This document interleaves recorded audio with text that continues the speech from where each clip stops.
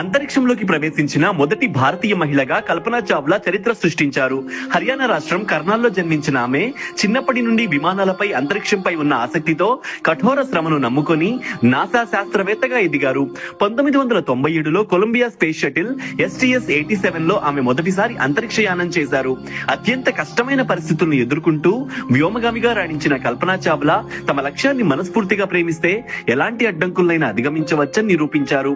ఆమె పట్టుదల, ఆశయం ప్రతి యువతకు ప్రేరణగా నిలిచాయి.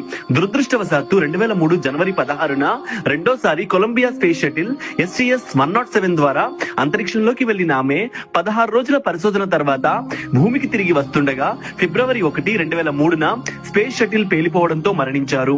40 ఏళ్ల వయసులో ఆమె మరణించినా ఆమె అంతరిక్షయానం ఎప్పటికీ మన హృదయాల్లో నిలిచిపోతుంది.